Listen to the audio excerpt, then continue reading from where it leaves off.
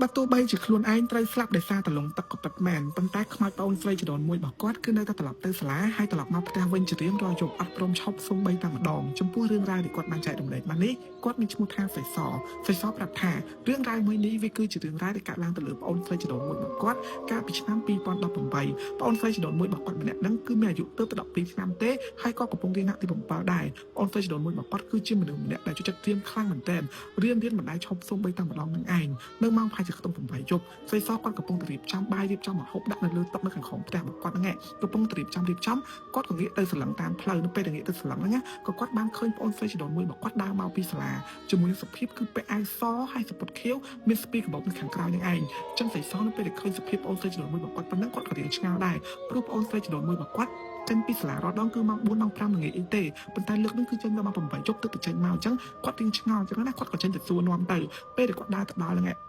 ងប្អូនស្រីចំនួនមួយរបស់គាត់គឺរៀបដើរចូលទៅក្នុងផ្ទះហើយផ្ទះពួកគាត់គឺនៅជាប់គ្នាទេទាំងអស់គ្នាជាប់ទាំងលបងគ្នាទៀតប៉ុន្តែមានធ្វើទ្វារសម្រាប់បើកចេញបើកចូលអញ្ចឹងណាអញ្ចឹងគាត់ក៏សួរនាំថាចេះអមីអូនទៅមកពីណាយប់ពីហ្នឹងហើយនៅពេលគាត់មើលច្បាស់ទៅខ្លួនប្រាណប្អូនស្រីចំនួនមួយរបស់គាត់ទាំងអស់គ្នាគឺទៅទឹកខ្លួនជោគហ្មងហើយមានប្រឡាក់សត្វតផុកប្រឡាក់ស្ដីអញ្ចឹងពេញកបោពេញដៃពេញជើងហ្នឹងហ្មងហើយអាយសហ្នឹងប្រឡាក់ល្មើតចង់យល់ទេអញ្ចឹងប្អូនស្រីចំនួនមួយរបស់គាត់គាត់សួរប៉ុណ្ណឹងក៏វាមកមើលគាត់បាត់ផាំងចេះថាខ្ញុំទៅមកផ្ទះហើយមើលរបៀបសួរគាត់អញ្ចឹងវិញអញ្ចឹងណាគាត់ថាទៅមកផ្ទះតើមើលមកឯងម៉ោង8ណោះមកអាយវាយលើឯងចូលតែលឿនដូរកាយលឿនទៅអញ្ចឹងប្អូនស្រីចំនួនមួយរបស់គាត់គ្រាន់តែលឺប៉ុណ្ណឹងគាត់ដើរតាមអាទ្វារលបងនៅជំហានផ្ទះរបស់គាត់ហ្នឹងណាដើរទៅផ្ទះខ្លួនឯងបាត់ទៅអញ្ចឹងសៃសគាត់ឆ្ងល់មែនតើគាត់ថាចេះមីអូនទៅណាវាបើមិនជាវាជាមនុស្សខូចតាំងពីដើមមកគាត់សង្ស័យហើយថាលួចទៅដើរលេងអីចឹងណាប៉ុន្តែនេះគឺអត់ទេប្អូនស្រីចំនួនមួយរបស់គាត់គឺក្មេងល្អខ្លាំងមែនតើម៉ាក់ប៉ារបស់គាត់ហើយនឹងគាត់អីគឺស្រឡាញ់ប្អូនស្រីចំនួនមួយរបស់គាត់ដូចកូនប្រការអញ្ចឹងប៉ុន្តែលើកហ្នឹងគឺវាថាហួសម៉ោងខ្លាំងមែនតើម៉ោង8យប់គាត់ក៏រៀងសង្ស័យចឹងតែគាត់ក៏មិនបានសួរនាំដែរគាត់ក៏ដើរចូលមកក្នុងផ្ទះវិញចឹងទៅពេលដើរចូលវិញហ្នឹងម៉ាក់ប៉ារបស់គាត់ក៏ចុះពីលើផ្ទះហូបបាយជុំគ្នា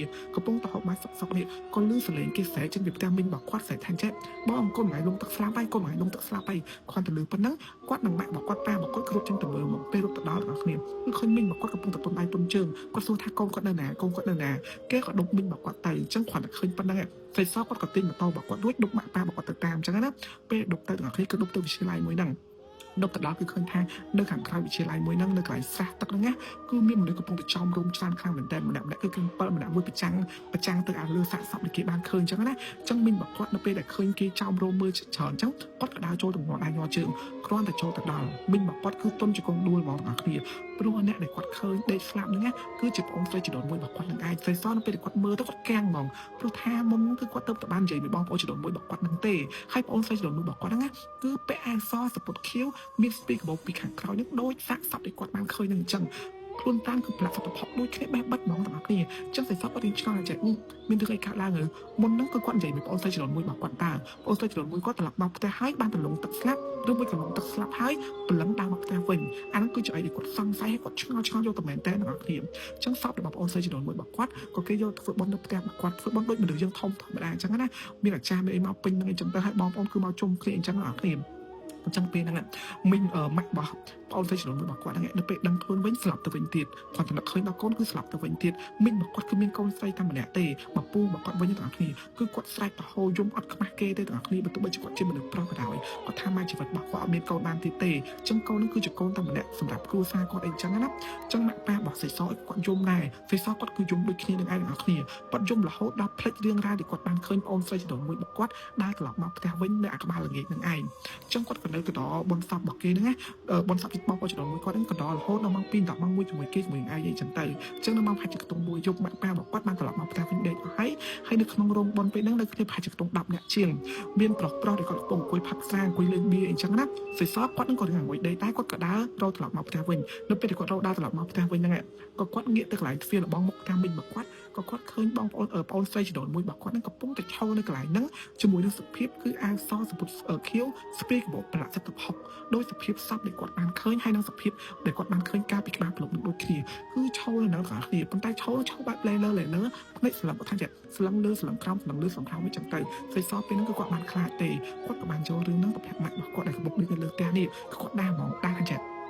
này nhưng khi mình ổn màu với nhé khi mình ổn đa màu với nhé lần bảo vi màu ấy chẳng hạn chẳng hạn một con hàng chẹt hơi bạch khai tê bong ổn hải tê nam môi tiết khi nơi không mấy hai chân một toàn bằng khối ai slap bên chẳng tay chẳng bạch khai bị ấy tê thì shop quán còn nên khai tay từ khi chẳng cần thị bôn shop cần thị bô chi shop ok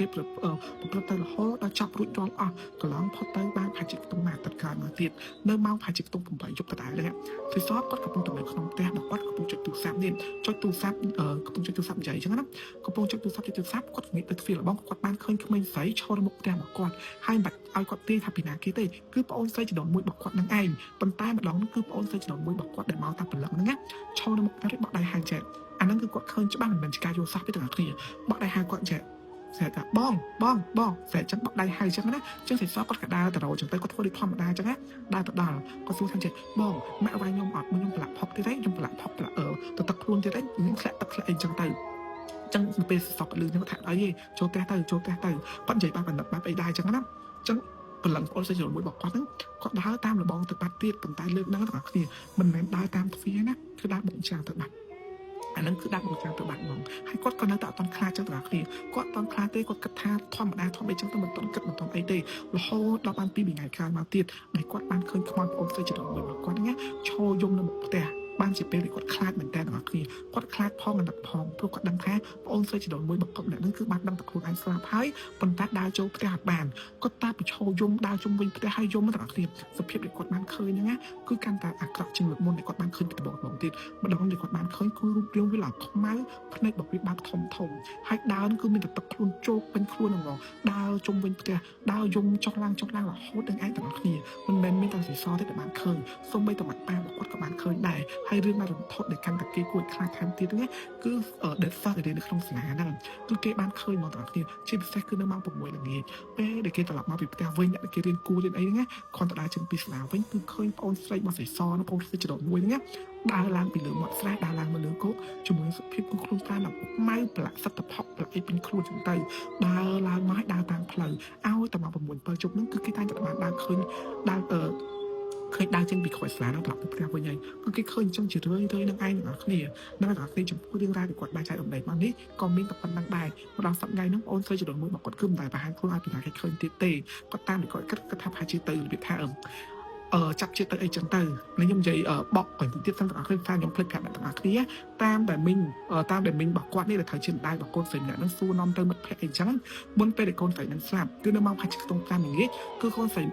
โอนใส่จะโดนมันบอกว่านั่นคือสปีกบอกดาวตัวแต่เป็นจังเตอร์ต่างๆนี้ตั้งแต่มันดังแต่หายไอ้ด้วยคิดท้ายไอ้มันคอมเมนต์ใส่เนี่ยนั่งวิเคราะห์ตะไคร้ถอยลงตะสลับตามเด็กเกณฑ์ใหญ่ต่อที่คิดทางในสระนั่งเป็นบนน้องมีมันสลับเป็นไอ้จังนะจะให้จิตเชิงกอบจะไอ้จังไตจับตีนโกนน้องตีนไอ้จังนะจะให้ตัวฝอยคลิปสลับนั่งไอ้นั่งต่างๆที่จมพูดได้กว่าใจในตอนนี้คือชอบตะปันนังเตะ